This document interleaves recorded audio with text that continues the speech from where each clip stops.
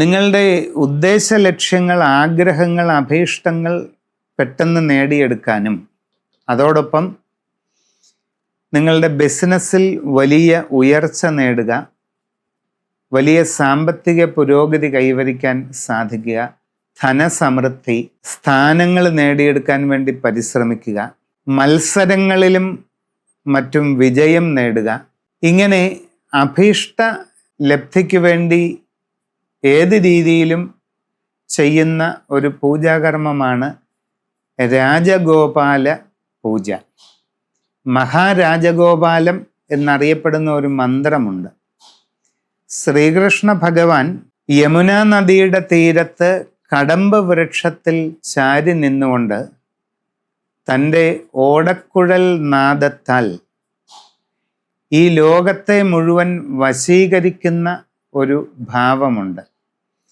താപിഞ്ചശ്യാമളാംഗ സ്മിതമധുരമുഖ പിഞ്ചഭാരാവതംസ പ്രോന്മീലദ്യൗവനശ്രീരരുണവസനഭൃദ് കർണികാ കർണികാര വേണുക്വാണൈരുദാരിർ വ്രജയുവതിമനക്ഷോഭമാപാദയന്മേ വശ്യം നിശേഷ വിശ്വം കലയതു യമുനാതീരവാസീ മുകുന്ദ.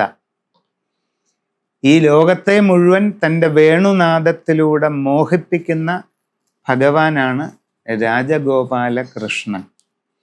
അങ്ങനെയുള്ള ആ ഭഗവാന്റെ പ്രത്യേക രൂപത്തെ ധ്യാനിച്ച് ആ രാജഗോപാല യന്ത്രം നിലത്ത് വിവിധ വർണ്ണപ്പൊടികളാൽ കളം വരച്ച് അതിന്മേൽ രാജഗോപാല സ്വാമിയെ ആവാഹിച്ച് സപരിവാരം പൂജ ചെയ്യുന്ന ചടങ്ങാണ് രാജഗോപാല പൂജ.